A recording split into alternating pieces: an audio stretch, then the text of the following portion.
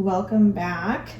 If you're new here, this channel is about silver, not hype, not trading, not trying to get rich overnight, just understanding silver and using it in a simple way that actually makes sense. So today's video is for a very specific person.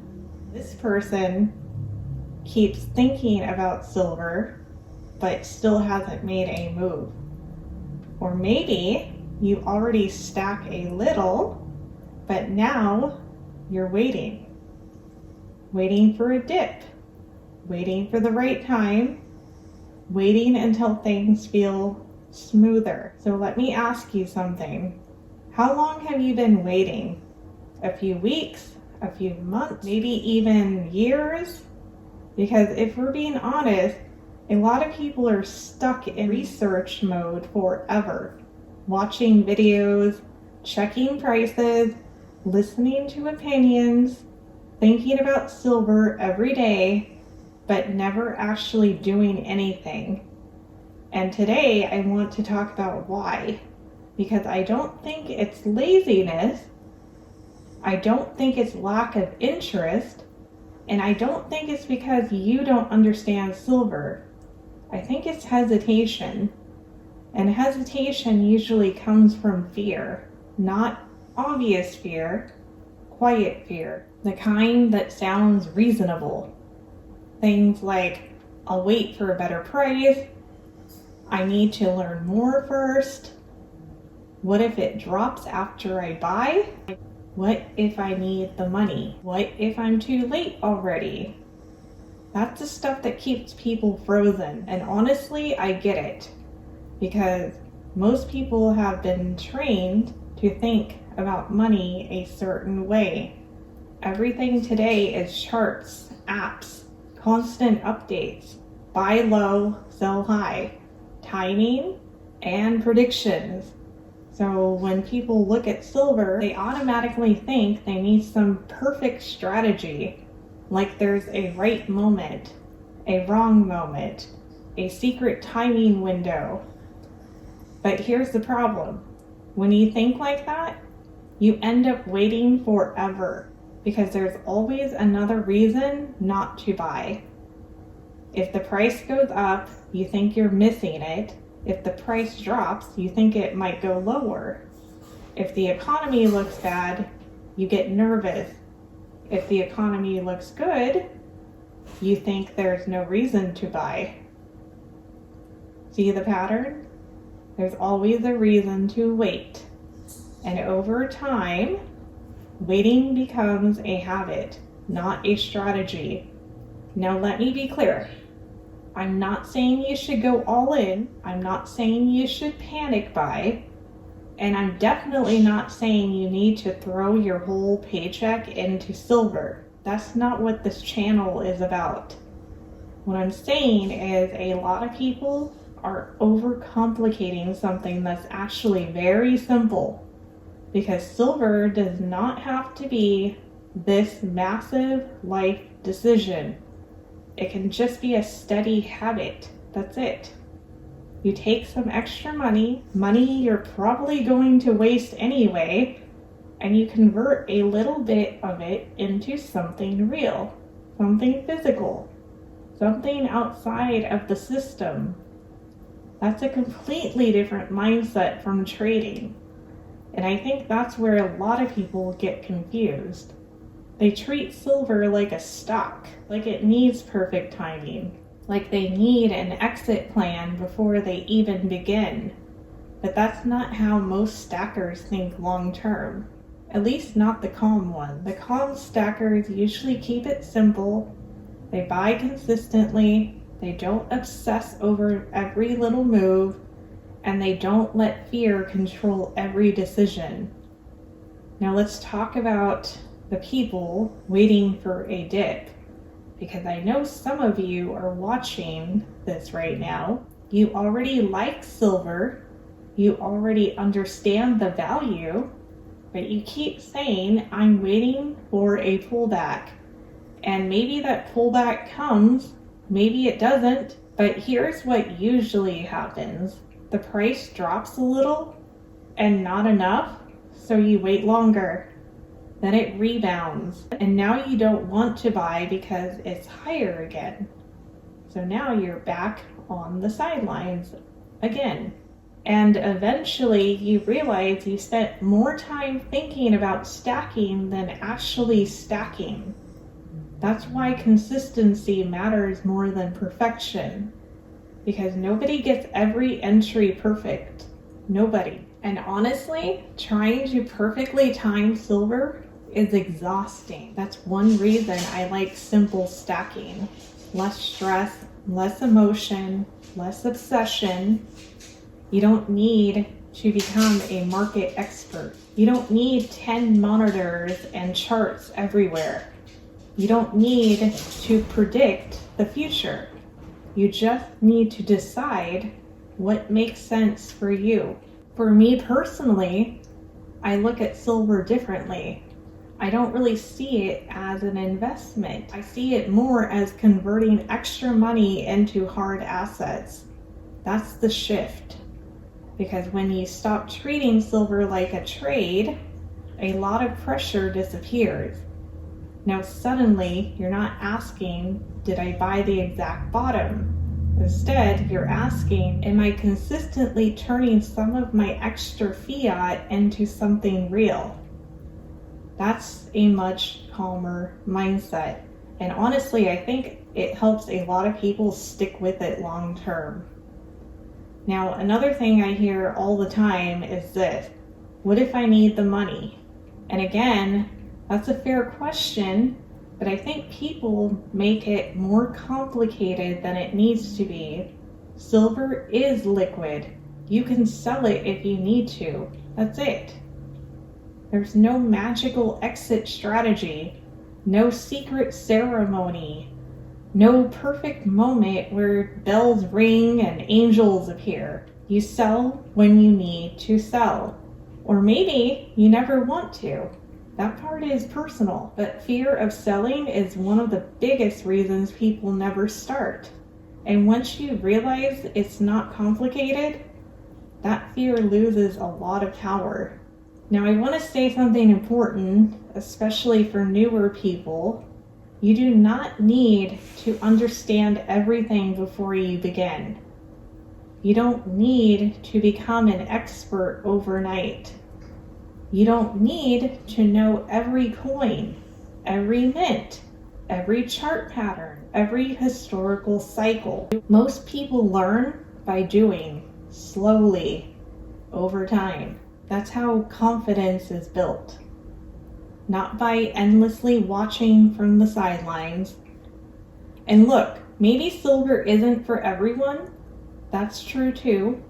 And if you keep thinking about it, if you keep coming back to it, there's probably a reason. So maybe the real question isn't, should I wait? Maybe the real question is, how much longer do I want to stay stuck? Because time keeps moving either way. And eventually people look back and realize they spent years hesitating over something they could have started small with the whole time. So no, you don't need perfection. You don't need the perfect dip. You don't need the perfect timing. You just need to stop overthinking it every move. Start small. Stack what you like. Keep it simple. And let time do its thing. All right, that's it for today. But I want to hear from you. Be honest, what's actually been keeping you waiting? Drop it in the comments. I read all of them. And if this video helped you think about silver a little differently, hit like, subscribe, and I'll see you guys in the next one. Bye. Hey, welcome to the bonus video. I think today we're going to do something a little different. So I showed you those Morgans I got yesterday, and I was going through them under the microscope later that day, and I think I found a few of like key dates, but I'm not sure. So I want you guys, if you know anything about Morgans, and I do have a red book somewhere. I just can't locate it right now. So maybe you guys can help me out, because let's see if I can find. I found an 1879. Let's see the date. The mint mark, I mean. 1879. Oh, and I don't know if it's like the tail feather things. I couldn't tell you. I don't really pay attention to like VAMs or anything, but I think I've got the camera set up to where, let's see here. I'm gonna figure this out. We're gonna figure this out together. Let's see. There.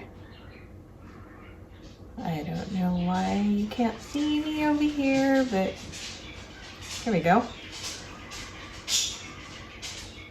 Okay, let's turn this around and make it go the right way.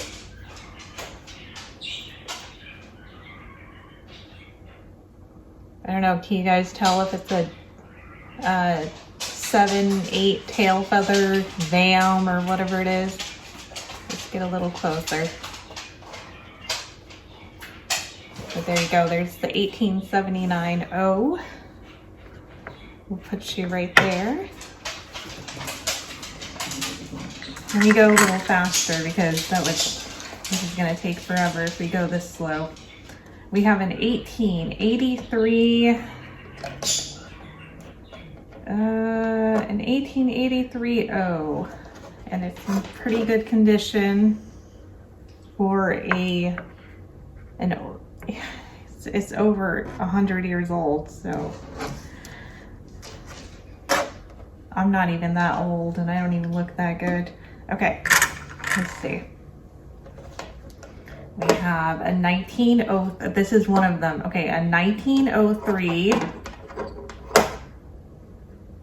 1903 P, okay?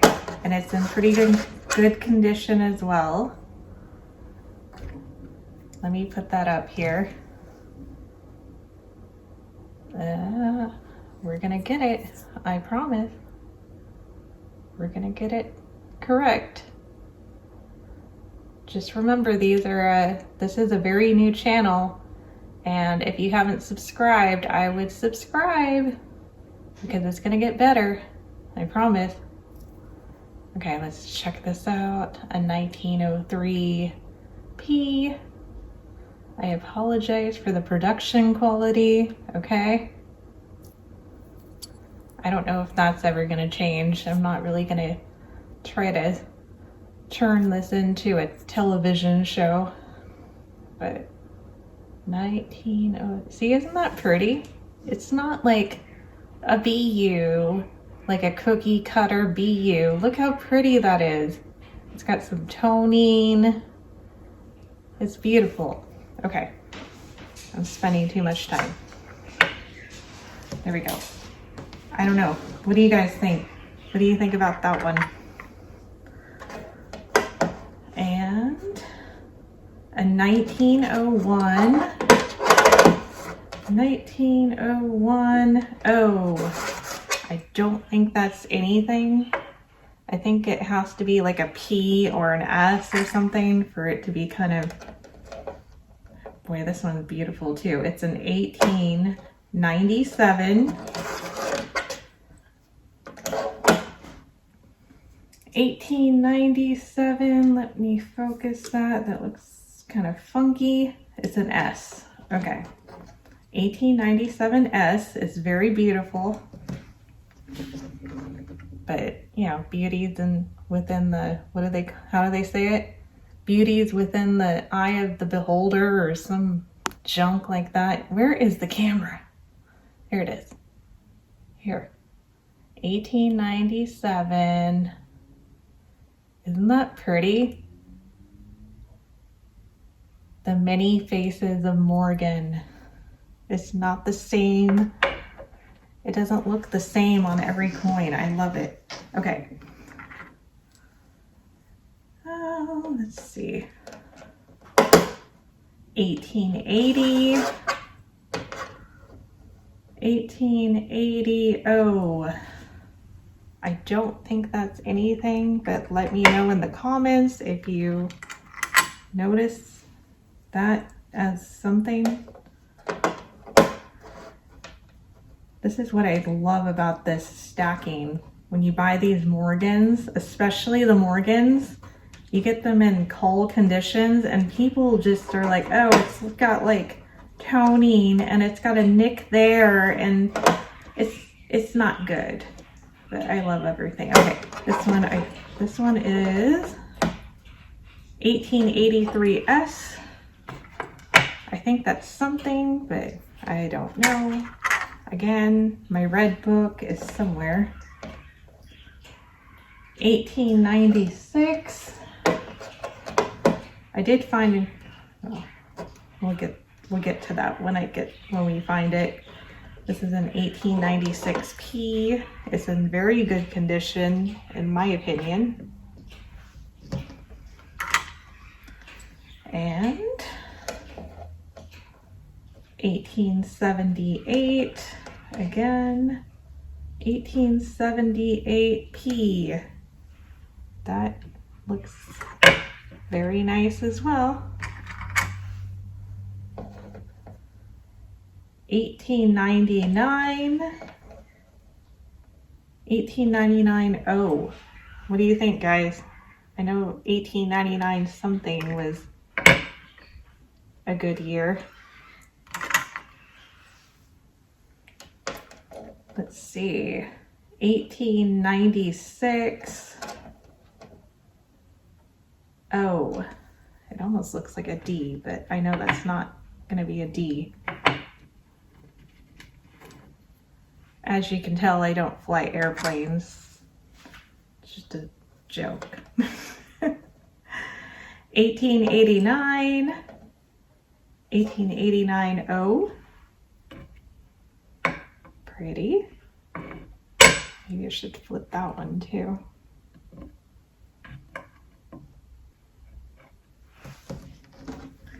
All right, what's next?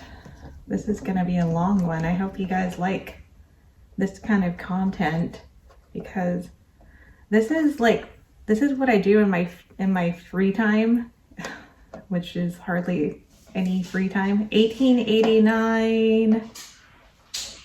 Oh, yeah, so I was a weird kid because I have a weird hobby now, so nothing changes. We have an 1885, sorry, coin, 1885P, and that is in good condition in my opinion as well. I'd like to show you every single coin, but it would take up hours of YouTube's time. Okay, 1880. Oh, 1880. Oh, wait, I feel like I'm on the what do they call that? The HGTV show or HSN or 1889. 1889 O. It's in good condition as well. Some toning. We have an 1878 P. It looks like possibly, yeah, 1887 or sorry, 1878. It's not in that great of condition, but I will take any Morgan in any condition if it's the right price. Okay, 1891. This is a beautiful, nice condition.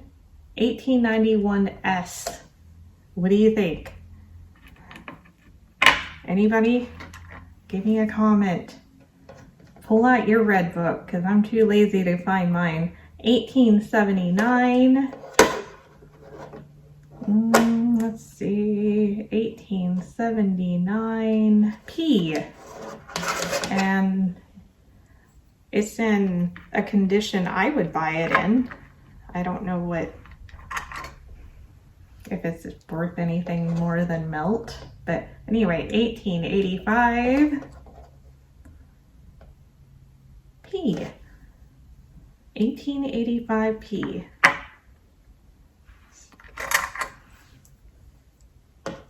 These are going to be, this is probably going to be the last time you guys see these coins because I put them in tubes organized by year. So 1891, 1891 P, okay? It's in a beautiful condition because they're all beautiful in every shape. And it looks like it's been very cleaned and then toned again. I'm not sure how that works, but okay, let's go with this one here. In 1880, 1880, oh, yeah, these are just, I really want to buy some more. I was looking at buying more. And I'm gonna break my rule. I have to have it in the 60s, like in that, it has to be 69 or lower for me to buy again. Okay, so 1880, 1880, oh. Okay, it's in good condition. 1882. P, I think. Yep, 1882, Philadelphia. All right, that's a beautiful coin as well. I would not complain about any of these if somebody gave them to me. 1882 again. Oh, let me check this other one. Is that another 1882? Yeah. 1882 P, I think it was. Yeah. Side by side, a Philadelphia and a New Orleans. What are they? Sister from another mister. 1889. Oh, I like it. All right, so we ran out of rim area, so we are gonna start putting them over here. And I will have to put some seashells or something on top, unless you guys really just don't care that it's just a pile of Morgans. But 1884, this one is in pretty terrible shape. 1884 O. I think it's an S that we're looking for if it's more valuable than melt. But I don't know. So this one's a 1901, kind of in a bad shape as well. 1901 O. There we go. And we have an 1882. Oh, it's another one. A sister from another mister. Just okay. 1897. 1897 P. And this is not in bad shape either. But this one over here, oh my gosh, this is beautiful. I love the toning on there. Okay, let's get through these. Let's see what this one is. Come on down. Oh, look at this. 1886 S. Holy macaroni. It's not, I would buy it in this condition. It still has detail. It's beautiful. I don't know how much I would pay for it because I haven't looked at the prices in a while because I have so many of them. Okay, 1880. 1880 O. I should start auctioning off farm animals at the fair. Okay, we got 1901. 1901. Oh, it's, I like it. I don't think you're gonna find one that I don't like. 1896. Oh. Anybody with a red book out there, come on, help me out. I am too lazy to find mine. Actually, not too lazy, I'm super busy. 1891. 1891P.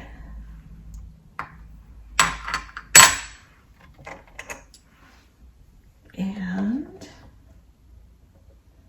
we have an 1889.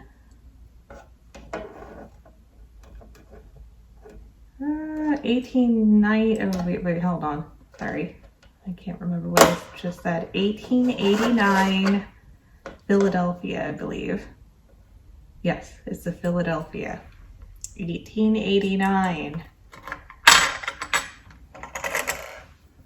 Let's check this one out. 1881.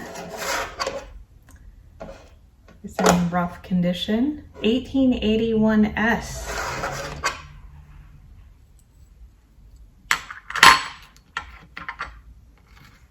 I just feel super blessed that I was able to afford to buy these. So maybe when I become monetized, I can just use my money that I get from YouTube and just throw it all into metals. That is my dream. Oh, 1884. 1884 P.